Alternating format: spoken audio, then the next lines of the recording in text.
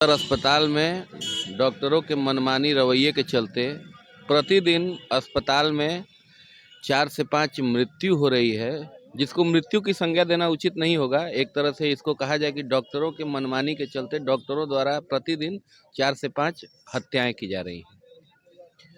वर्तमान में एक मामला हम लोग के संज्ञान में आया है। 12 तारीख को एक महिला प्रसव पीड़ा से पीड़ित होने के बाद यहाँ एडमिट हुई है।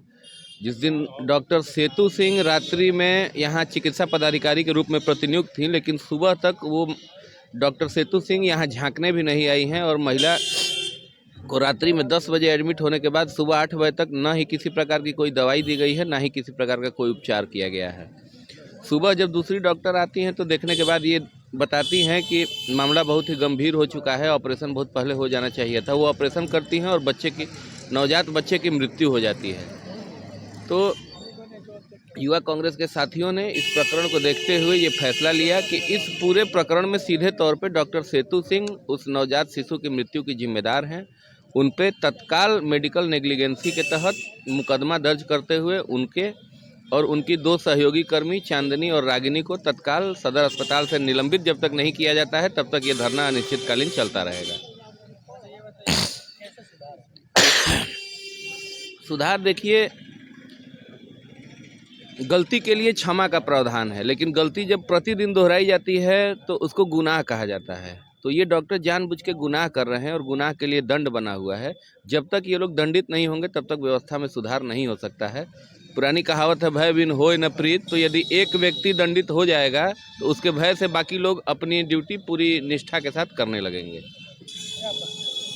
पंकज उपाध्याय, प्रदेश सचिव, बिहार प्रदेश युवा कांग्रेस। अरे आप चौथे स्तंभ हैं, मनमानी तो आपको भी दिख रहा होगा, लेकिन आप बोलिएगा नहीं। यहाँ पर सदर अस्पताल नहीं है, शौचालय की स्थिति है यहाँ पर। इससे बेहतर अगर साफ सुथरा शौचालय होगा तो वहाँ आदमी 1 मिनट टिक सकते हैं, लेकिन इस सदर अस्पताल में 1 मिनट टिकना मुश्किल है। जब हम लोग जैसे कोई दिख रहा है और यह शुद्ध रूप से भ्रष्टाचार का अड्डा बन गया है। जिस सदर हॉस्पिटल का डॉक्टर अगर रात में अपना ड्यूटी छोड़ करके और वो प्राइवेट हॉस्पिटल में ऑपरेशन करने जा रही है और यह सदर अस्पताल की स्थिति है, तो आम जनता की स्थिति क्या होती होगी। और हम लोग यहाँ पर धरना बैठने का मुख्य उद्देश्य है, जो बक्सर जिला युवा कांग्रेस के अध्यक्ष लक्ष्मण उपाध्याय जी के नेतृत्व में यहाँ यह जो धरना चल रहा है, यह निश्चित रूप से आम जनता के लिए चल रहा है। आम जनता की कोई परेशानी न हो। जिस तरह से आज बिहार में भ्रष्टाचार की सरकार चल रही है, जिस तरह से इसका अमंगल पांडे स्वास्थ्य मंत्री हैं, उसी तरह से सदर में भी अमंगल चल रहा है। और जिले का सीएस अपने कान में रुआ डालकर बैठा है। 12 तारीख का घटना है। अभी एक महिला रोते हुए यहाँ से निकली। 10 दिनों से उसको केवल दवा दिया जा रहा है और यह कहा जा रहा है कि जाइए बाहर से लाइए। वो मरने की स्थिति में गरीब परिवार है। और यहाँ दलालों की एक लंबी भीड़ लगी हुई है। दलाल दिन भर ये बताने में लगे हुए हैं कि यह सदर अस्पताल है, यहाँ कोई इंतजाम नहीं है, इस हॉस्पिटल में बढ़िया इंतजाम है। और इसी सरकारी हॉस्पिटल के एम्बुलेंस से यहाँ के मरीज बक्सर के प्राइवेट हॉस्पिटलों में जा रहे हैं और स्वास्थ्य विभाग में भयंकर लुटाई मची हुई है। अगर यह सुधार जब तक से नहीं होगा तब तक से अनिश्चितकालीन धरना चलता रहेगा। मेरा नाम डॉक्टर सत्येंद्र ओझा, बिहार प्रदेश कांग्रेस कमेटी पूर्व सचिव।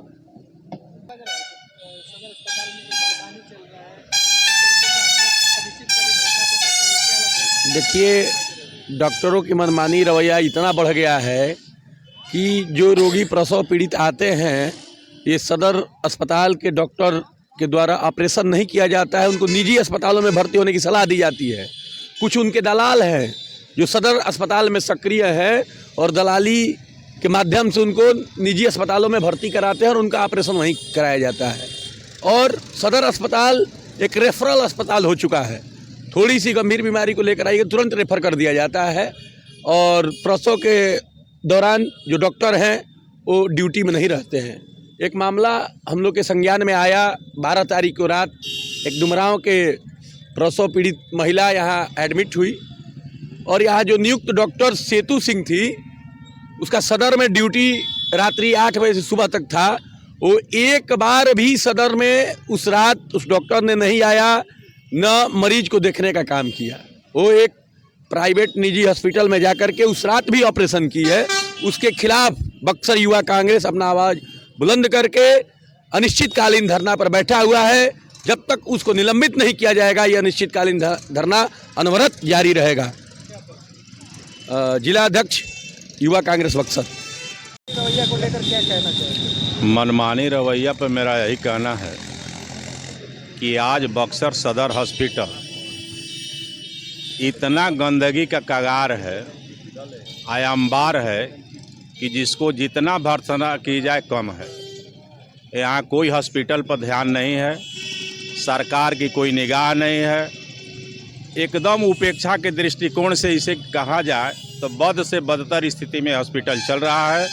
बक्सर की जनमानस के खिलाफ कांग्रेस हमेशा लड़ाई लड़ा है, देश के आज़ादी से लेकर आज तक, और उसी के तहत हम लोग बिना व्यक्तिगत इशू का पब्लिक की समस्या के लिए लड़ रहे हैं। और किसी से हम लोग की कोई उपेक्षा भी नहीं है, अपेक्षा भी नहीं है।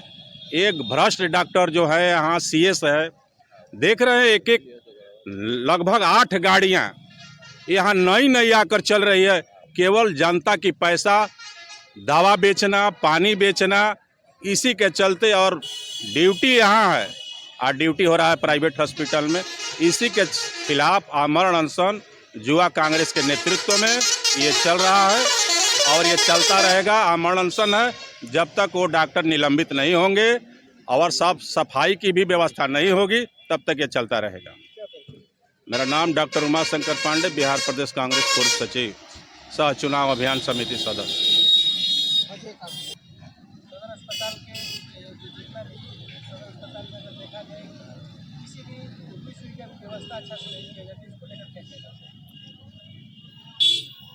बिहार सरकार का और केंद्र सरकार द्वारा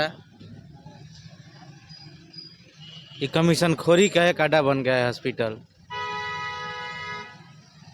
पर्ची पर हॉस्पिटल के नाम पर दवा उठता है और उसको ब्लैक में कागज़ पर दिखा करके बेच दिया जाता है। और यहाँ के जितने भी डॉक्टर हैं, सब डॉक्टर अपना अपना निजी क्लिनिक खोले हैं। ड्यूटी में हाजिरी यहाँ देखिए और प्राइवेट क्लिनिक में जा कर के इलाज करते हैं। हम लोग युवा कांग्रेस के द्वारा DM साहब से, मुख्यमंत्री जी से मांग करते हैं कि इन लोगों का जांच हो, हर 1 घंटा 1.5 घंटा पर इन लोगों का फिंगरप्रिंट लगे कि लोग ड्यूटी में हैं यहाँ कि नहीं है। इसी मांग को लेकर के हम लोग धरने पर बैठे हैं। अजय कुमार ओझा, पूर्व लोकसभा अध्यक्ष युवा कांग्रेस बक्सर।